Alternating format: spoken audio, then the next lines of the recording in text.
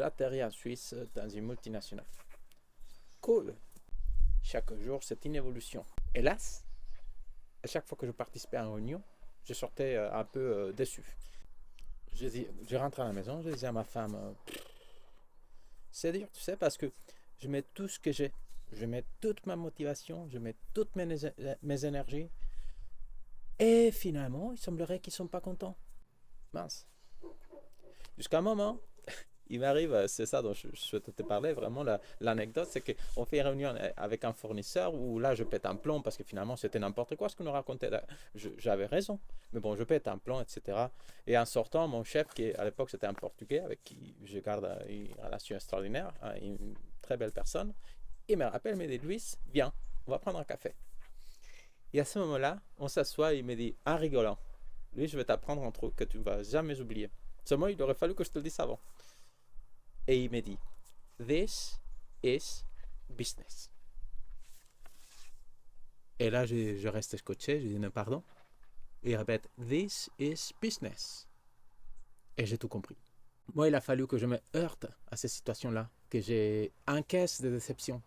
Quand tu grignotes ta motivation, c'est très difficile de la regagner. Et finalement, je me suis rendu compte, qu'est-ce que ça veut dire en fait? C'est dont je souhaite te parler aujourd'hui, c'est quoi? Il ne faut pas prendre les choses personnelles.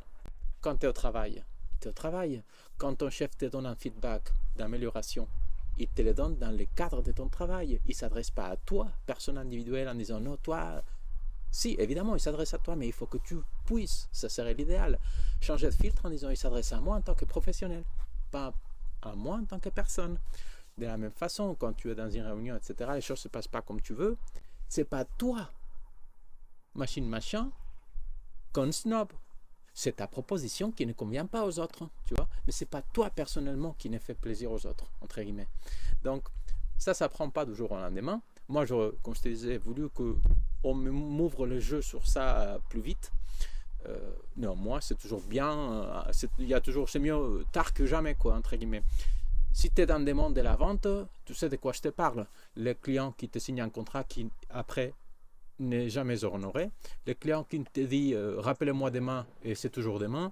Les clients qui te reçoivent puis finalement il te fait attendre 3 heures. Tu as une multitude d'occasions de te sentir heurté personnellement. Erreur.